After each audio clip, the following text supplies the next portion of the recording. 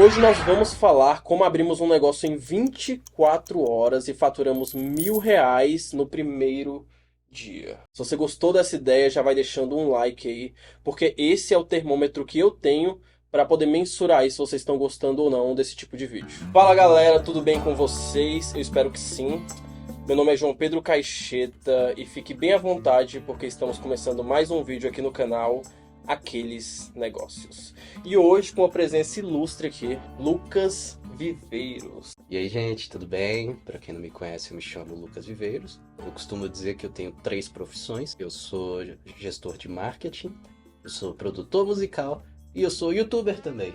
E hoje a gente está aqui para falar de um negócio que a gente fez em meio à pandemia e como a gente colheu bons frutos desse negócio, não dentro do negócio em si, porque ele não nos gerou grandes Exatamente. frutos, né? Mas o que a gente aprendeu com ele foi bem legal.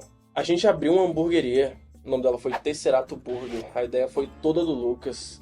Então conta aí, Lucas, como é que foi que surgiu a ideia de abrir uma hamburgueria? Como é que foi isso? Cara, basicamente eu tava com a minha irmã ela é designer de interiores, e a gente foi conhecer a loja que ela tinha projetado. Ela fez o projeto de uma loja e do lado da loja tava tendo a estreia de uma hamburgueria.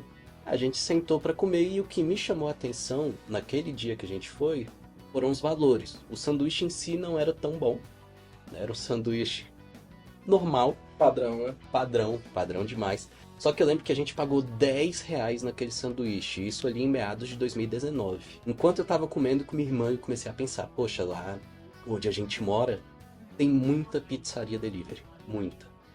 Mas não tem nenhuma hamburgueria. Aí eu falei, a gente podia tentar. Só que a ideia, se você não alimenta aquela ideia, ela começa a morrer aos poucos e isso é normal. E foi o que aconteceu, só que sempre ficava pensando, né? Eu lembro que um dia eu fiquei imaginando um cardápio com 5 sanduíches, porque eu odeio quando eu vou no estabelecimento e tem um monte de opções. Um monte. E aí você fica preocupado já, será que o estabelecimento consegue fazer isso bem? Então eu imaginei um cardápio, eu lembro que eu postei no Melhores Amigos do Instagram, né? Imaginando, sonhando. E até que teve um momento da pandemia, foi o momento que eu entrei lá na minha faculdade de comunicação social. E a primeira matéria que a gente pegou foi empreendedorismo. Toda segunda-feira tinha aula de empreendedorismo e a professora mandou a gente criar uma empresa fictícia. Eu já pensei, Já estava pronto ali, né? já estava pronto, exatamente. A empresa fictícia só precisava de um nome. E aí me veio à mente o Tesserato.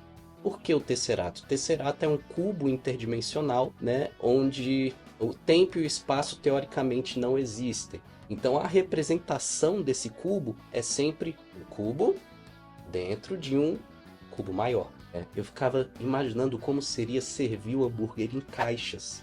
Mandar em caixas quadradinhas, bonitinhas, pretas. Então eu ficava imaginando uma caixa dentro das 4 paredes de casa. Tiveram pessoas que falaram, pô, bora tentar tocar esse projeto. Só que eu não confiava. Você precisa encontrar alguém que você confia para fazer uma sociedade, né? E o João Pedro é uma pessoa que pensa muito parecido comigo, em várias coisas. Ele pensa muito parecido comigo. Então, essa questão de crescimento pessoal, gerenciamento de negócio, como dividir as tarefas, né? E o meu maior medo era que às vezes alguém chegava com a proposta assim, ó, Lucas, vai lá, você entra com conhecimento e eu entro com a grana. Cara, quem nunca recebeu uma proposta top dessa? Não Essa é é? a melhor proposta que tem. Por quê? Qual era o medo? Porque geralmente a pessoa que entra investindo e chega com essa frase, eu entro com dinheiro, você entra com conhecimento, geralmente essa pessoa não quer um sócio, ela quer um funcionário. E aí eu lembro que o João Pedro chegou em mim, mandou uma mensagem, falou, bora tocar esse projeto, cara. Tal. E eu não respondi de imediato, né? Porque eu fiquei pensando se valia a pena ou não. Porque, querendo ou não, teria que investir, aplicar dinheiro naquilo para iniciar o negócio. E tempo, né? E tempo, com certeza. Tempo foi o que a gente mais investiu ali. E eu lembro que ele mandou mensagem, eu fui responder assim, coisa de 1, 2 semanas depois, dizendo, cara, vamos tentar. Isso já era uma sexta-feira. Aí ele falou, bora, agora, vamos. Aí eu falei, a gente podia pegar um sábado, né, pra tentar. Perguntei qual. Aí ele falou, amanhã. Comigo é desse jeito. Então vamos. O primeiro dia, assim, foi uma loucura, porque a gente foi testar as receitas na sexta à noite e a gente simplificou alguns processos no hambúrguer e ficou gostoso, né, modéstia à parte. Ficou muito bom. Eu trabalhava até às 6h30. João Pedro trabalhava até um pouquinho até mais cedo, né? Então, eu acho que era até umas 5 horas que eu trabalhava na época. A gente saiu do trabalho e foi no mercado comprar coisa para testar as receitas. A gente aproveitou e fez sessão de fotos para no dia seguinte meter o louco. Só pra deixar bem claro o passo a passo como é que foi. Tinha a ideia, o Lucas tinha o cardápio, eu vi o cardápio e eu falei, caraca, isso aqui é uma ótima ideia, velho. Por que o Lucas não tá fazendo isso aqui ainda? E o que a gente fez? A gente foi no mercado com um cardápio fictício, olhou lá o que tá, tem isso, aquilo, a gente comprou as coisas, fez as receitas, tirou foto, experimentou, viu o que dava certo e o que não dava, ficou muito gostoso os hambúrgueres, muito gostoso mesmo. O Lucas, ele é dessa área, né, era da área de marketing, da área de fotografia, então foi bem fácil, algo que ajudou muito. A gente só criou o Instagram e postou as fotos, pra já no outro dia começar a vender. E o que me trouxe confiança? Os dois entraram com dinheiro e os dois entraram com conhecimento. Então não teria aquele perigo de daqui a alguns dias o João Pedro ficar me cobrando, bora, você tem que trabalhar isso, senão a gente não vai fazer dinheiro, né? Deixa eu ver aqui, ó. Aí planejamento para abrir não teve planejamento, né? Para abrir foi 24 horas. A gente colocou, acho que R$ 20 de anúncio lá numa publicação. A gente criou uma proposta bem de escassez, né? Promoção de inauguração. Preço do hambúrguer, inclusive depois a gente manteve o mesmo preço. Meia hora antes de abrir, a gente sentou na cozinha e ficou esperando sair pedido.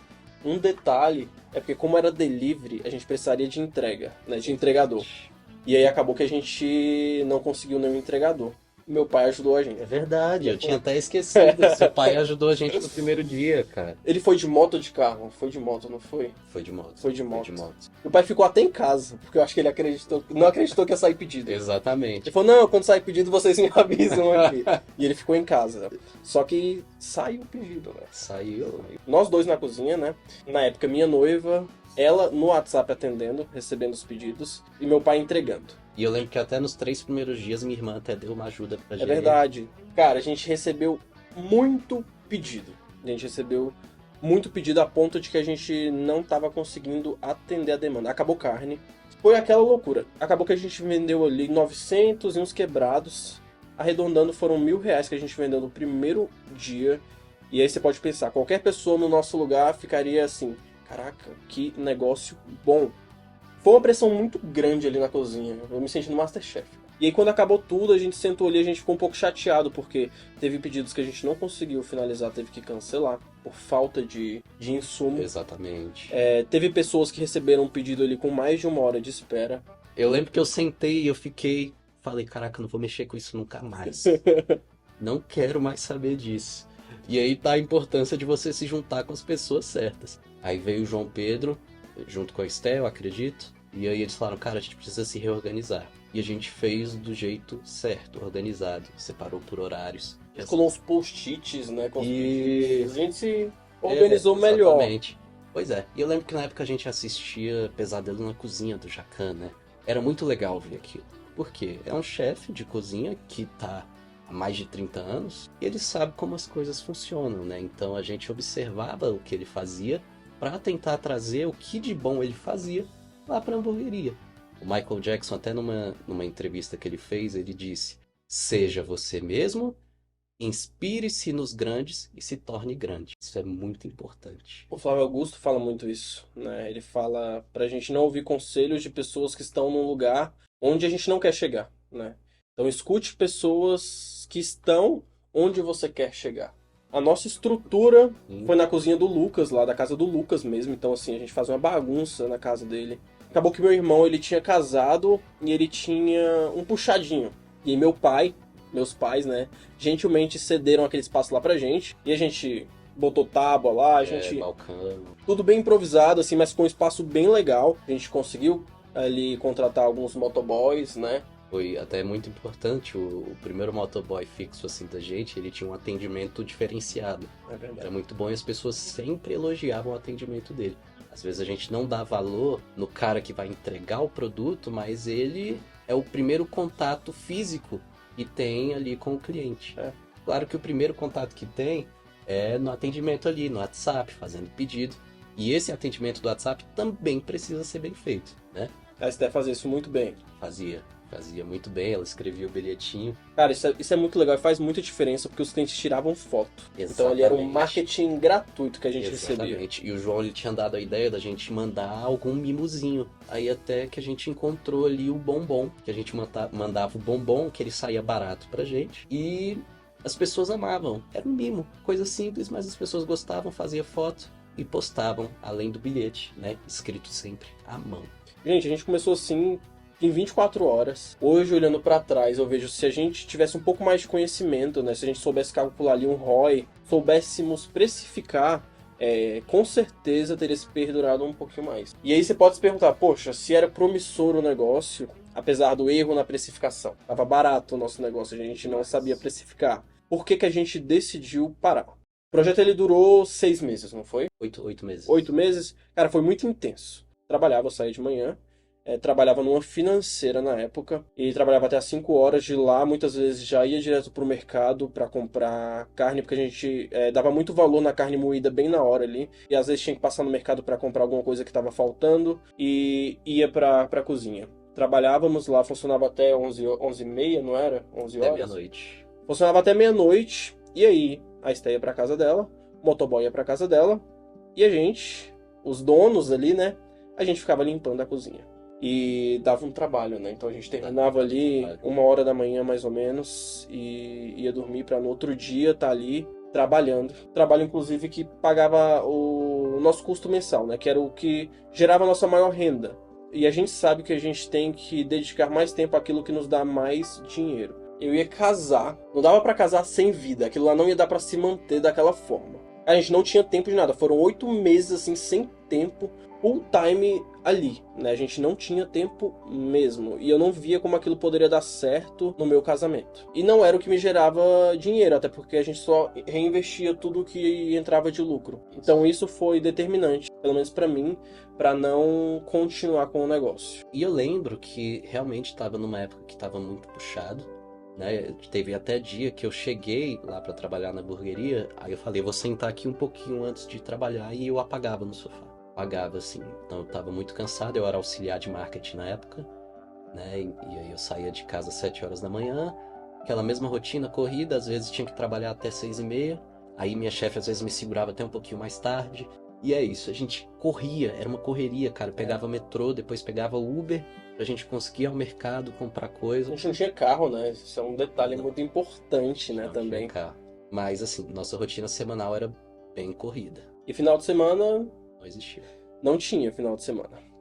E assim, hoje eu consigo ver o quão assertivo foi a gente ter começado esse negócio. O tanto de benefício que ele trouxe pra mim até hoje, assim, mudou muito a minha mentalidade. Na minha visão, eu já tinha muito um perfil empreendedor. Em toda oportunidade de estar vendendo alguma coisa, eu estava vendendo. Eu vendia, na época, trufa na faculdade. Vendia no trabalho também na financeira. Quando a gente parou com a Tesserato, eu iniciei num banco, um grande banco. E quando você tá acostumado a ser dono de alguma coisa, cara, o horário que a gente chegava, o horário que a gente saía, a gente dava o sangue ali. Então, chegar num trabalho e trabalhar 8 horas, pra mim não era nada. Chegar no trabalho e ter meta pra entregar ali, pra mim não era nada. Sendo bem sincero. Aquela postura que eu tinha no trabalho me fez ser promovido lá bem rápido, fui promovido bem rápido. O Lucas também saiu pra gerente, hoje ele é gerente da equipe lá, então ele lidera. Então foi muito importante mesmo a Tesserato na minha vida. Quando a gente fala de empreender, quando você coloca no papel, às vezes até parece fácil. Viver o dia a dia é mais complicado. A gente apanhou muito e a gente conseguiu influenciar muitas pessoas. Os caras mandavam o mesmo bombom que Mandavam a gente, o mesmo cara. A gente lançou um negócio chamado de Nutella Burger. Nutella Burger. A gente lançou o Nutella Burger, cara. E não tinha. 3 pessoas numa cozinha pequena, num barraquinho ali, conseguiram lançar uma tendência na cidade. Sem contar as outras pessoas que, cara, eu ouvi tantas vezes isso. Falar, caramba, vocês me animaram aí pra tentar empreender, pra tentar tirar o projeto do papel. Isso a gente ouviu demais. É verdade. Assim, até de pessoas mais velhas. Pô, o cara que tá ali com 40, 50 anos e falando, pô, vocês me animaram aí, vou tentar tirar esse projeto do papel. Eu citei Michael Jackson aqui no meio. Michael Jackson, assim, pra mim foi o maior artista de todos os tempos. E quando ele era pequeno, talvez ninguém daria nada por ele, não imaginaria o artista que ele se tornaria. Só que ele tentou. Claro que na infância foi obrigado a tentar, né? Mas ele tentou a carreira solo e se tornou, assim, o maior artista de todos os tempos. Se você tem projetos, tira do papel. E se der errado, tudo bem, deu errado, você recomeça. O que você não pode fazer é ficar parado. Você tem que ser você mesmo. Você tem que se espelhar nos grandes e se tornar grande naquilo que você faz.